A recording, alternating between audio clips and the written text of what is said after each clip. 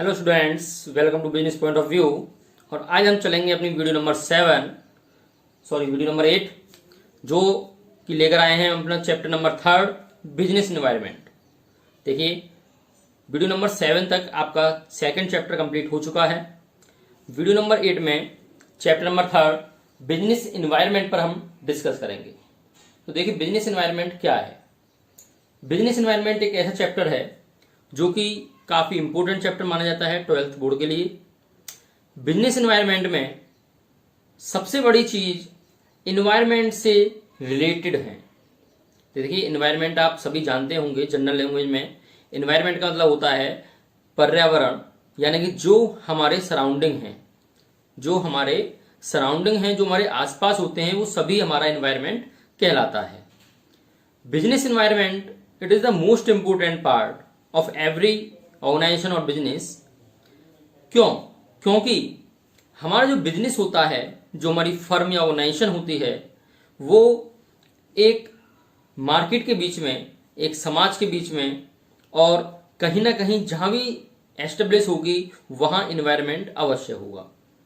ये आप सभी जानते हैं। जो एनवायरनमेंट है वो एनवायरनमेंट कैसा होना चाहिए बिजनेस के लिए, एनवायरनमेंट क्या होता है बिजनेस के लिए, बिजनेस एनवायरनमेंट क्यों आवश्यक है, वो सभी चीजें यहाँ आपको पढ़ने को मिलेंगी। क्योंकि किसी भी बिजनेस को एक कंटिन्यूस रन कराने के लिए, अच्छे से ऑपरेट करने के लिए एनवायरनमेंट अच्छा होना भी आवश्यक है।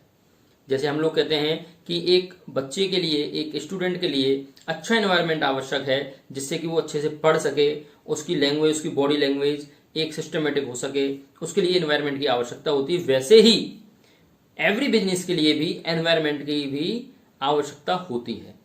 तो वो एनवायरनमेंट क्या है वो हम यहां देखेंगे। तो आइए चलते हैं बिजनेस एनवायरनमेंट पर। देखिए, सबसे पहले बिजनेस एनवायरनमेंट है क्या, उसकी डेफिनेशन क्या है वो हम देखेंगे।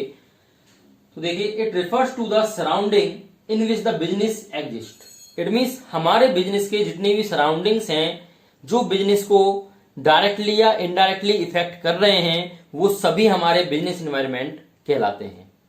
इट मीन्स जो हमारे बिजनेस को डायरेक्टली या इनडायरेक्टली इफेक्ट करते हैं, वो सभी हमारे बिजनेस एनवायरनमेंट कहलाते हैं। जैसे कोई फोर्सेस, फैक्टर्स एंड इंस्टीट्यूशंस कोई भी हों, ये सभी आपके बिजनेस को अगर इफेक्ट कर रहे हैं तो वो आपके बिजनेस एनवायरनमेंट कहलाएंगे। इट मीन्स हम सीधी भाषा में कह सकते हैं कि business environment refers two forces, factors and individuals and institutions which are outside the control of business enterprises but these may affect its performance। यानी कि हम सीधी भाषा में कह सकते हैं कि जो बिजनेस एनवायरनमेंट होता है, वो हमारे, चाहे वो इंडिविजुअल हों, इंस्टीट्यूशंस हों, फैक्टर्स हों, फोर्सेस हों, इन सभी के द्वारा जो हमारे बिजनेस को इफेक्ट करता है डायरेक्टली और इनडायरेक्टली, वो हमारा बिजनेस एनवायरनमेंट कहलाता है।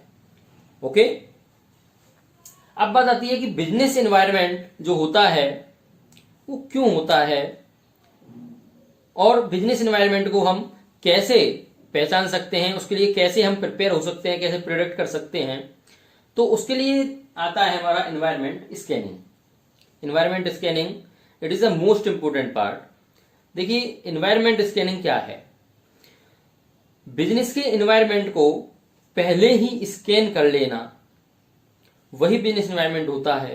यानी कि यहां पर ये कह रहा है the complete awareness and understanding of business environment is known as environment scanning. It means completely business environment से पहले अवेयरनेस होना, उसको पहले से ही समझ लेना, वही एनवायरनमेंट स्कैनिंग कहलाता है।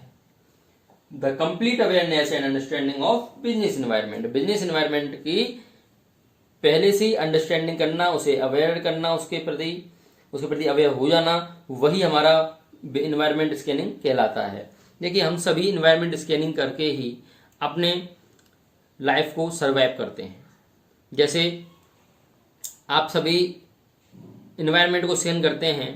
जैसे आप घर से कहीं मार्केट के लिए निकल रहे हैं तो पहले देखते हैं कि ज़्यादा तेज धूप लग रही है, तो उस धूप के अकॉर्डिंग आप ग्लासेज लगा करके या कैप हेट लगा करके बाहर निकलेंगे। या बारिश हो रही है तो आप अम्ब्रेला लेकर के बाहर निकलेंगे। इट मीन्स आपने स्कैन किया, उस एनवायरनमेंट को आपने स्कैन किया, समझा उस एनवायरनमेंट को, उसके प्रति आप अवेयर हुए कि एनवायरनमेंट ऐसा है तो हम इसके प्रति ऐसे बाहर निकलेंगे।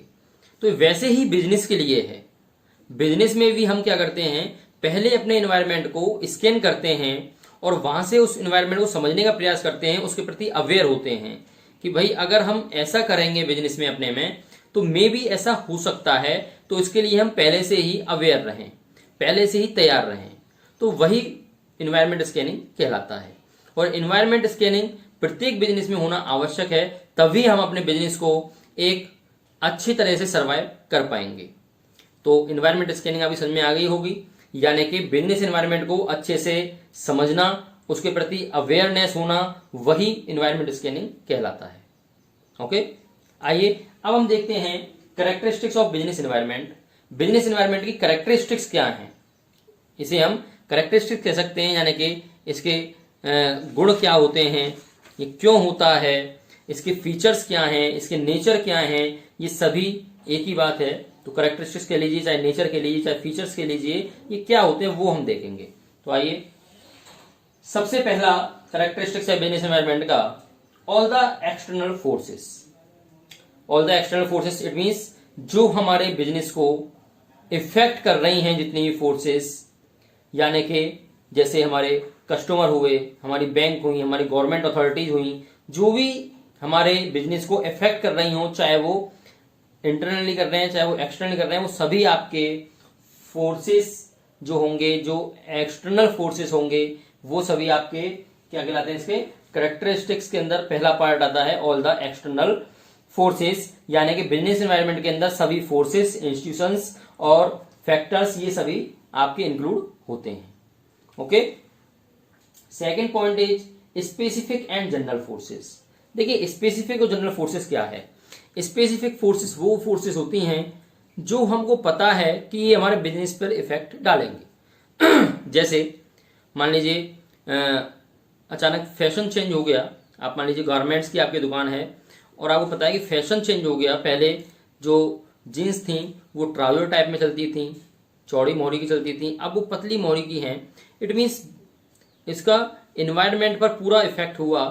तो ये स्पेसिफिक फोर्सेस है, एक विशेष फोर्सेस है, यानी ऐसे फोर्सेस जिनकी हमें पता होती है कि इनके द्वारा हमारे बिजनेस पर इफेक्ट पड़ रहे हैं, वो हमारी स्पेसिफिक फोर्सेस होती हैं। चाहे जो हमारे इन्वेस्टर से रिलेटेड हों, जो हमारे कस्टमर से रिलेटेड हों, वो सभी हमारे स्पेसिफिक फोर्सेस के अंतर्गत आते हैं। जनरल फोर्सेस वो होते हैं जिनकी हमें अनुमान नहीं होता है, केवल हम गैस कर सकते हैं कि शायद इसकी वजह से हमारे बिजनेस को इफेक्ट पड़ रहा है। ऐसा फोर्सेस जो होता है वो हमारे जनरल फोर्सेस होते हैं। लाइक हम बात करें, जैसे आज की स्थिति को ले लेते हैं कि कोरोना काल चल रहा है, तो कोरोना में सभी के बिजनेस पर इफेक्ट पड़ रहा है।